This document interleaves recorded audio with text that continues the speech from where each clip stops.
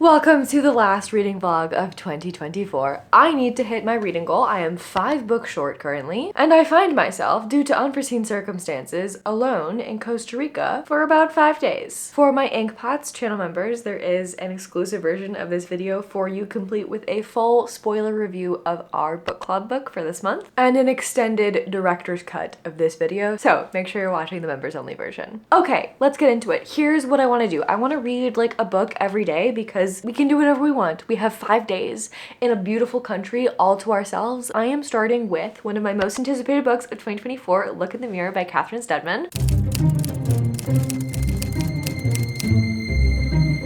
I absolutely adore Catherine Steadman's books. Here is everything I've already read by her, and this one seems to be following 2 different women in 2 different storylines. So our first person her father has just passed, they were really close, and she finds out that he had like a secret extra home in the British Virgin Islands, and she's inherited this vast estate. So she is about to go there and check that out. We're also following this woman who is a nanny for the super rich, and she's gone to nanny at this place, but no one is showing up. Like, her clients aren't showing up, and she's being told to just stay there, explore the house, enjoy the amenities. It's this beautiful tropical paradise, but she's told that there's a locked room that she's not allowed to enter. I am 11% in so far. I am loving it. We're about to go head to the beach, so I'm gonna listen to the audiobook on my way there, and then while we're there, I think I'm going to start reading The Teller of Small Fortunes, which is my book club pick for my channel members. Let's go to the beach and get into it.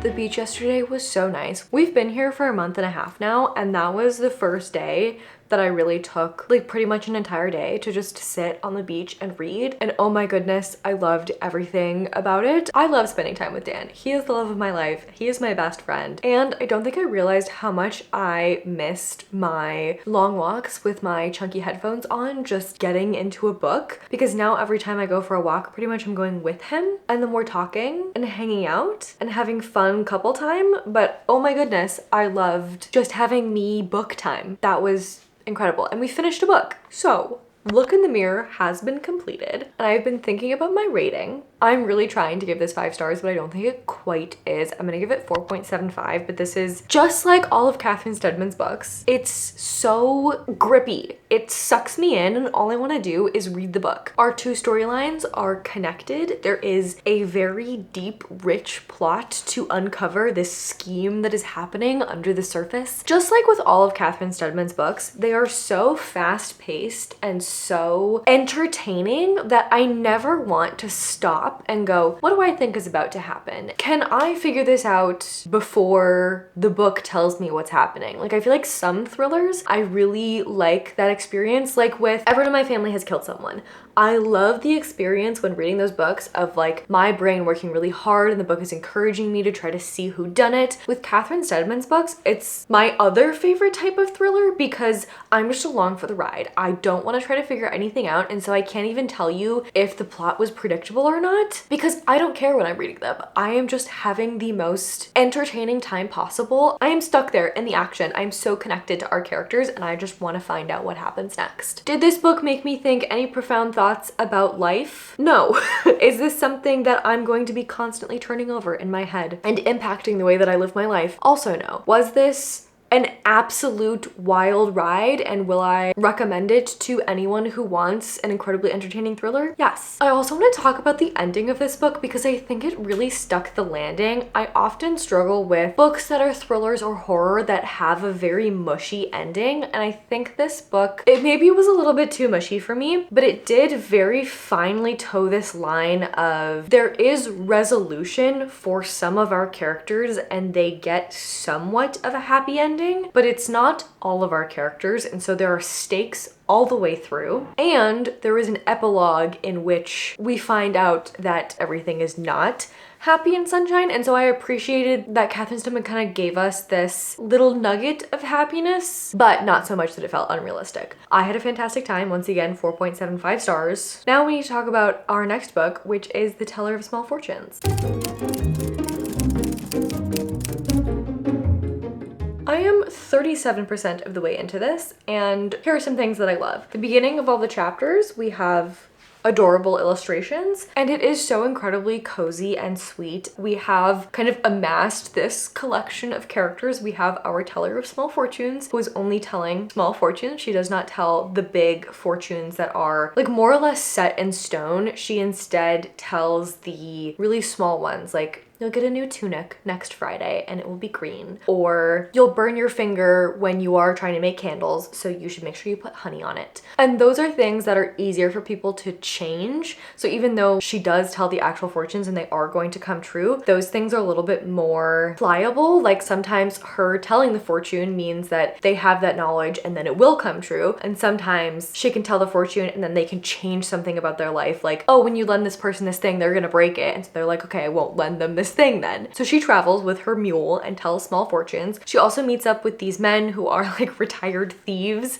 and they are kind of a hoot. One of them is so deeply in love with his wife, and I just think it's so cute. He's writing poems, like very bad poems, and like comparing her eyes to rabbit fur because he really likes the softness of rabbit fur and the color of rabbit fur, and he also loves his wife's eyes, but people are like, your wife doesn't want to be compared to a rabbit, and he's like, but I just love her so much.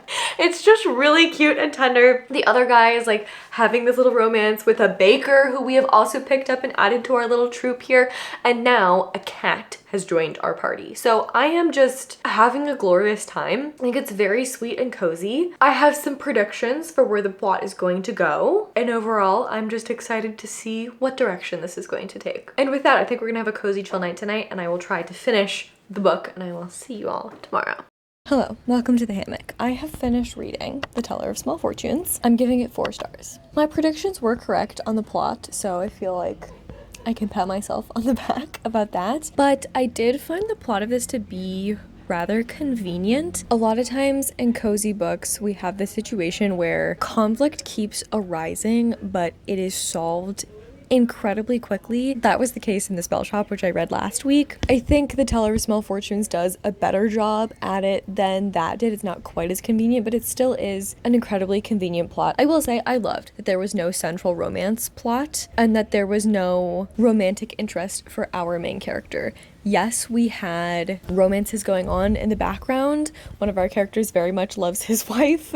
And there's also like a kind of a romance that's brewing between 2 of our other characters, but it's not the main thing that we're following. It's really about friendships and found family. And I found that to be incredibly refreshing. I would 100% recommend this to fans of Legends and Lattes. If you've been kind of chasing that high since Legends and Lattes, this is the first cozy fantasy I've read in a while. I think in like this second wave of cozy fantasy that came out after Legends and Lattes that very much does not feel like it is a copy paste of the Legends and Lattes plot at all. It feels like a new, fresh story. And truthfully, if I were going on a road trip, I would love to read this book. So if you have like a road trip or a big, like you're traveling through Europe or something like that, this is the perfect book to bring on that trip because we are traveling the whole way through. I really like the way that it ended. I thought it was sweet without being saccharine, and I am excited to see what this author does next. I don't think I would read another book in a series like following these exact characters, but I would read another book set in the same world following different characters. I'm so excited that our first book club pick for the archive was a success. If you want to see my full spoiler thoughts and join our live show, you can join my channel membership as an Inkpot, and I would love to chat with you more about it.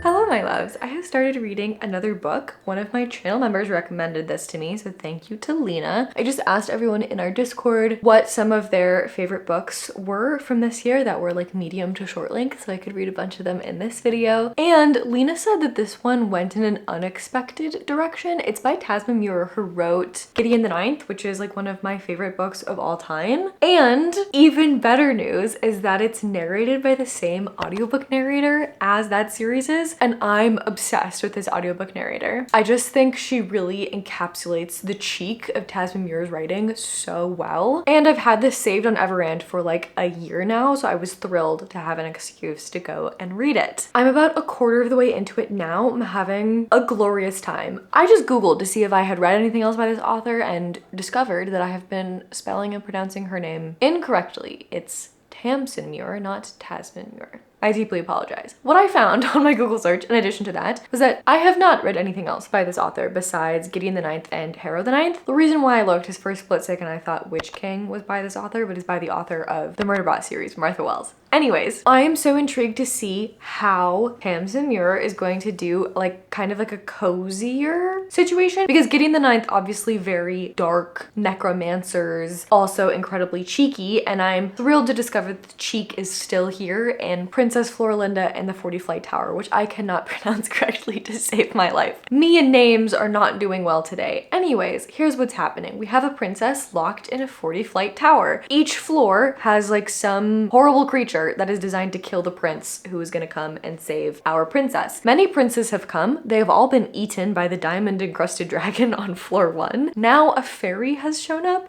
and I'm having a really fantastic time with this. It's so cute and also retains that darkness and that cheek that I love in this author's writing. So I'm really excited to see where this goes, especially because Lena said that it is unexpected in the direction that it takes. So here's what we're gonna do. I'm currently on my lunch break, and yesterday I didn't leave my house at all, so I am dying to get outside. So we're gonna go on a super long walk. This audiobook is not long at all, and honestly I'm already thinking that I'm gonna wish it was longer because I'm just really loving it. All that to say, I think I will be done with this book today, and I will see you when that happens. Let's go for a walk.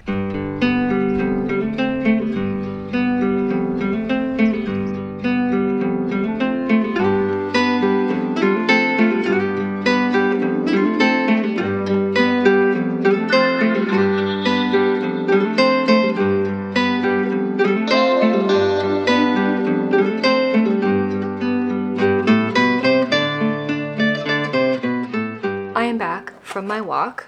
I have a salad for us to try. Look how incredible that looks. Do you see that? Look how yummy that looks. It's a mango chicken salad. It has little crispies on it. Those are incredible. Let's munch on this.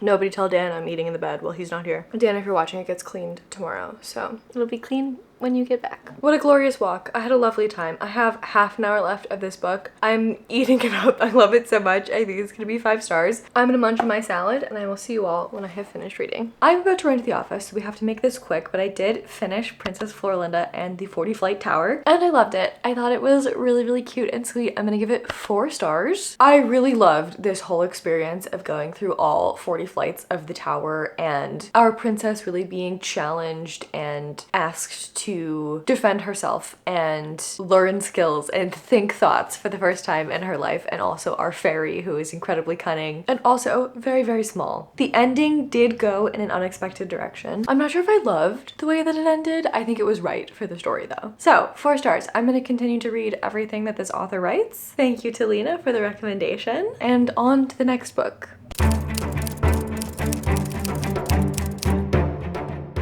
It's time for another book. I have selected The Dead Cattail Assassins because on the Goodreads video, so many people in the comments mentioned that they loved this, and then my channel member Chris mentioned that he recommends it, and when I asked you guys on Instagram and in a community post what things you wanted me to try to squeeze in at the end of the year, a couple of you also said this book. So I could not reasonably let it sit unread before the year comes to a close. And it sounds so good. We are following an undead assassin. So she has died and then they have resurrected her to serve this god, and she's an assassin. So all of the people they're conscripted to kill, the contract is supposed to be just, so like they can't kill any pregnant women and they can't kill any children. But like if someone has wronged you enough, you are allowed in the eyes of this god to hire this guild to kill them. And I just have to say, I love characters who are dead. I think maybe I have to add this to my 5-star predictions list,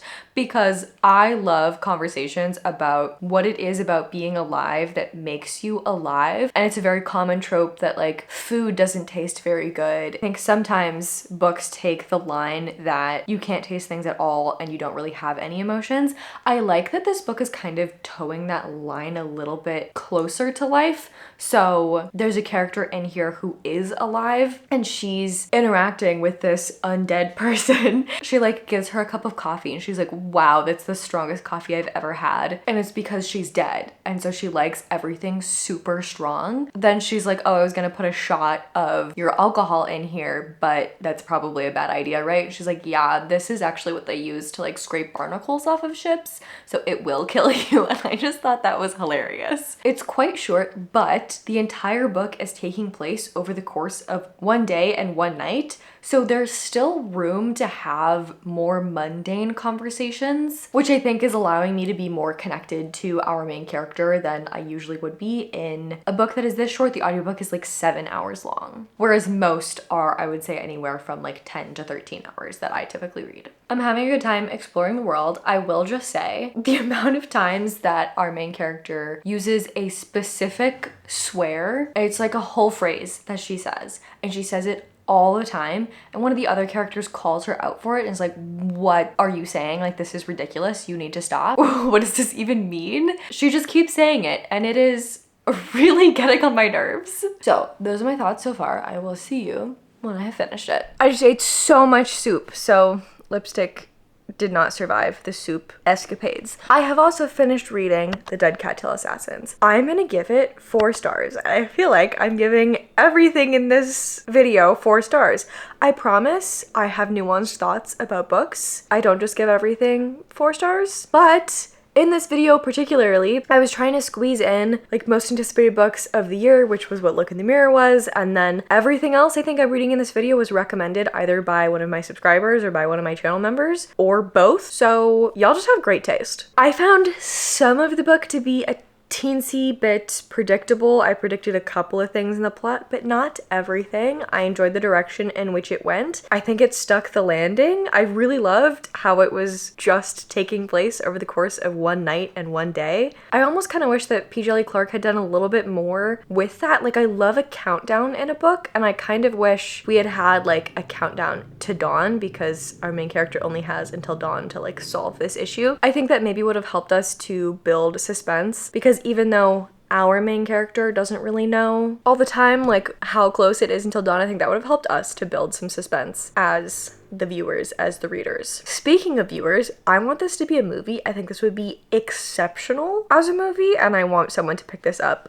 immediately. Novellas, I think, are perfect for movies, and this one, I can just see the action happening. I just loved the depictions of this festival that's going on. Everyone's in costume, and then we also have these black assassin leathers. Oh, I just think visually this would be so cool to see. So pretty please, somebody pick this up and adapt it for the big screen. I don't think I really have many more thoughts than that. I liked the journey this took us on. The only reason why it's not a 5-star is I saw some things coming and I thought they were a little bit dragged out. Like, we got our first hint that that was what was happening really early on in the book, and then even for a novella, I just felt like we were sitting on this information and it made the reveal not so impactful when it finally happened. Plus some minor things with the plot structure that I would have liked to have made the suspense a little bit more suspensey, and the weird phrase that we kept saying, which is a bit in the book. Like, throughout the entire book, everyone's like, why are you saying fiery tits all the time? But it just, it annoyed me.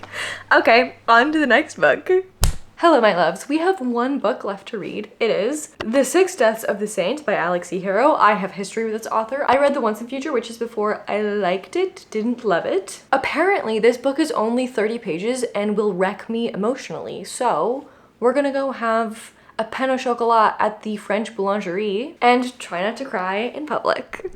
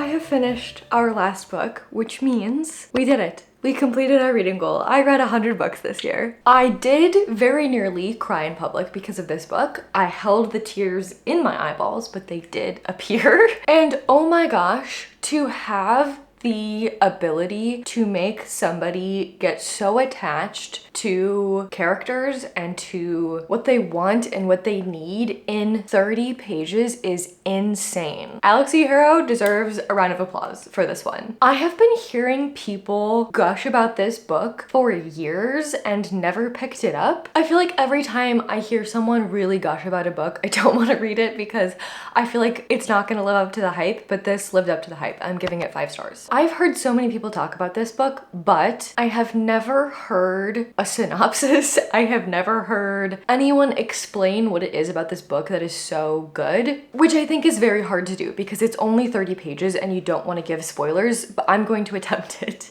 This book is immensely lyrical. The amount of things that I highlighted that I can't show you because they would spoil what's happening in this book, it is gorgeous. Just trust me, the writing is beautiful. It's got this dreamy quality to it where reality is kind of constantly shifting and spilling, and it feels, I would say, in tone similar to This Is How You Lose the Time War, but if instead of being sci-fi, it was fantasy. This book is concerned with legacy, it's concerned with meaning, it's concerned with love, and it's concerned with life and death. And it is beautiful and stunning, and I am so happy that this is my 100th book of the year. And that's that. As promised, the video ends now. But if you're a channel member, if you join at the Inkpot tier, there are 2 more books for you to go check out. I'm doing a director's cut extended edition for my channel members with 2 more books that were recommended to me that I squeeze in before the end of the year. Thank you all so much for being here. I appreciate each and every one of you so much. This is our last vlog of 2024. Next week will be our best books of the year, and then we're off to 2025. Thank you for this year. I'm so excited for next year. I have so many ideas and things I want to try, and I just really appreciate you guys sticking around as I figure out how to do the thing. If you're new here, I would love for you to subscribe. If you liked the video, please give it a like, and I am begging you, talk with me in the comments. I would love to hang out with you guys. Okay, that's that. I will see you in 2025 for another reading vlog. Bye.